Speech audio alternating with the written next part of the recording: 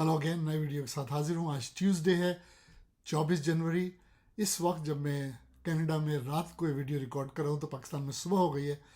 ज़मान park Lahore में, जहाँ इमरान खान साहब आजकल रह रहे हैं अपनी, जब तक उनकी टांग सही नहीं होती, उनका घर है ज़मान पार्क में, वहाँ पूरा लाहौर उमड़ आया है और रात भर से लोग वहाँ जमा हैं, क्योंकि ख़तरा ये था कि इमरान खान साहब को आज गिरफ़्तार किया जाएगा। तो उनके जितने चाहने वाले हैं, पीटीआई के कारकुन हैं और जो उनसे प्यार करते हैं, वो सब अपनी फैमिली के समेत, औरतें, बच्चे, सब पहुंच गए। और वो ये कहते हैं कि किसी में हिम्मत है कि हमारे कप्तान को गिरफ्तार करके दिखाए। उससे पहले जो धुआंधार तकरीर की थी फवाद चौधरी साहब ने, उसके नतीजे में उन्हें गिरफ्तार कर लिया गया है और कहाँ लेकर गया ये नहीं पता। तो हालात ख़राब से ख़राब हो रहे हैं। अब देखिए, इस वक्त पाकिस्तान जो है वो मुजरिमों की जन्नत बना हुआ है। तमाम शोबे पाकिस्तान के इस वक्त मुजरिमों के हाथ में, और थोड़ी देर में मैं बारी बारी सबका बताऊंगा। लेकिन उस पर मुझे याद आया कि मैं कैमन आइलैंड गया था। तो जब मैं कैमन आइलैंड गया तो मैंने सोचा भाई, ये छोटा सा आइलैंड जो जब कोलंबस ने अमेरिका दरियाफ्त किया था तो मौजूद भी नहीं था, वो समंदर के नीचे था। और कोलंबस दरियाफ्त करके चला गया अमेरिका, जब बाद में ये ऊपर आया कैमन आइलैंड। तो इतना मशहूर क्यों है? मैं पहली दफ़ा गया था कैमन आइलैंड और मैंने देखा उस छोटे से आइलैंड में बेशुमार बड़े बड़े बैंक हैं। तो मैंने अपने गाइड से पूछा, यार इतना छोटा सा आइलैंड और ये इतने अच्छे अच्छे बैंक हैं, इतनी अच्छी अच्छी रोड्स बनी हुई हैं, बड़े बड़े घर हैं, चक्कर क्या है कैमन आइलैंड का? तो उसने कहा, भाई ये मुजरिमों की जन्नत है, यहाँ अपनी वो ब्लैक कमाई को वाइट करते। तो मुझे आज वो कैमन आइलैंड बड़ा याद आ रहा है जब मैं पाकिस्तान की बात कर रहा हूँ, कि मैं देख रहा हूँ कि पाकिस्तान में ये क्या हो रहा है। यानी हम इमरान खान से कहते हैं कि बहुत बड़ा खिलाड़ी है, मैं कहता हूँ सबसे बड़ा खिलाड़ी आसिफ जरदारी है। फ़र्क सिर्फ ये है कि इमरान खान ने क्रिकेट खेल लिया, आसिफ जरदारी जो है वो जुर्म के खेल खेलता है। आसिफ जरदारी सबसे बड़ा खिलाड़ी, एक जरदारी सब पर भारी तो कहते हैं, मैं कहता हूँ सबसे बड़ा खिलाड़ी। आप देखें ये शहबाज वगैरह, तो शहबाज शरीफ वगैरह तो उल्लू के पट्टे, इनको बेवकूफ़ बना रहा है आसिफ जरदारी पूरे मुल्क में। अब देखें, पंजाब के अलावा पंजाब में आसिफ जरदारी की मच से नहीं है, सिंध के अलावा कहीं भी नहीं है पीपल्स पार्टी की। वो अपनी जड़ें कैसे मजबूत कर रहा है कि जब इमरान खान साहब ने थाली में रख के हुकूमत दे दी, यानी थाली में रख के उन्होंने पंजाब और केपीके की गवर्नमेंट, ये करप्ट गवर्नमेंट को दे दी कि ले लो भाई, हम जो डिज़ोल्व कर रहे हैं असम्बलियाँ। बाय द वे, उनका ये मैं एग्री नहीं करता हूँ, I think it's a very wrong act. और इमरान खान साहब is most of the time he is politically wrong. तो उनके तो मज़े आ गए।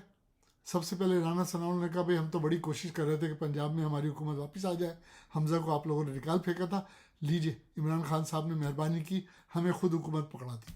और अगर देखा जाए तो ये वाकई ऐसा ही हुआ है। गवर्नर पहले से उनका था। अब आसिफ जरदारी का फ्रंट मैन यानी मोहसिन नकवी वो वज़ीर आला बन गया।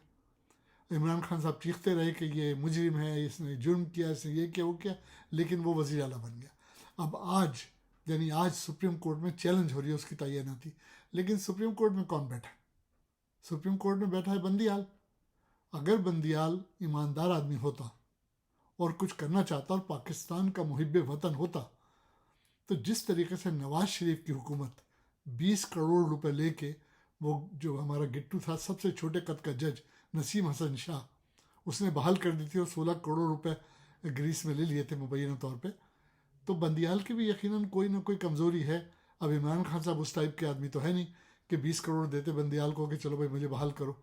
कुछ ना कुछ कमज़ोरी है जो वो चुप बैठा है। वो क्यों नहीं ले रहा उसको नोटिस?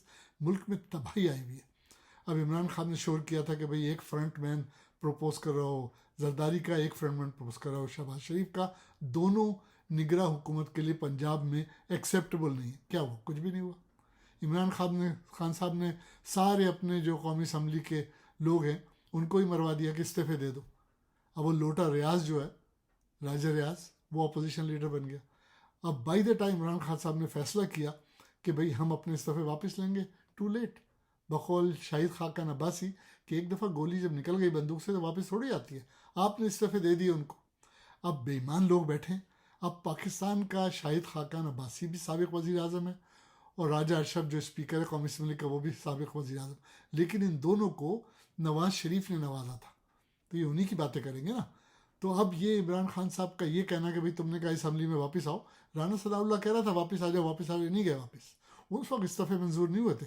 اس وقت تو وہ اسپیکر یہ کہہ رہا تھا کہ ایک ایک کر کے میرے پاس آؤ، مجھے کنونس کرو۔ عمران خان صاحب کو بہت اچھے سے پتہ ہے کہ اسپیکر کون ہے، کرپٹ آدمی ہے۔ عمران خان صاحب کو اچھے سے پتہ ہے کہ چیف الیکشن کمیشنر کون ہے، کرپٹ آدمی ہے۔ اب دیکھیے ہوا کیا کہ انہوں نے اسمبلیہ تحلیل کی پنجاب میں۔ اب یہ آصف زرداری نے اپنا گیم کھیلا اور اپنا فرنٹ مین جو محسن نقوی ہے اس کو وزیر اعلیٰ بنوا دیا وہاں۔ اس نے وزیر اعلیٰ بھی بن کے جمعہ 4 دن میں، جمعہ تو 8 دن ہوتے ہیں، اس کو تو ابھی 4 دن بھی نہیں ہوئے تھے کہ اس نے تمام اہم پوزیشن جو پنجاب کی تھی ان سب پہ نئے لوگ لے آیا، اور جو عمران خان صاحب کے زمانے کے تھے یا پرویز الہی کے زمانے کے تھے ان کا ٹرانسفر کر دیا۔ آپ نے کیا کیا؟ کچھ نہیں کر سکے۔ KPK کی آپ نے گورنمنٹ ڈیزالو کر دیا، آپ کو کیا حاصل ہوا؟ تو مجھے لاجک سمجھ نہیں آیا۔ عمران خان صاحب کو کیا پتہ نہیں تھا کہ یہ الیکشن کمیشن جو ہے یہ خود ایک کرپٹ ادارہ ہے، یہ 90 دن میں انتخابات نہیں کرے گا؟ قانون کو کون مانتا ہے؟ دیکھیے بقول عمران خان صاحب کے 60% اس وقت جو کیبنٹ ہے وہ سب وہ لوگ ہیں جو مجرم ہیں، جن کے خلاف جرم ثابت ہو چکا ہے، لیکن وہ حکومت کر رہے ہیں۔ آپ کا وزیر اعظم 16 ارب کی منی لانڈرنگ کرپشن کیس میں انوالو تھا۔ اس نے آسان راستہ یہ دیکھا، شہباز شریف اور حمزہ شریف نے، کہ جس جج کو اس کا فیصلہ کرنا ہے اس کو خرید لو، اور اس نے اس کو خرید لیا۔ اور وہ جج جیسے ہی ریٹائر ہوا اس کو 30-40 لاکھ روپے کی نوکری دے دی۔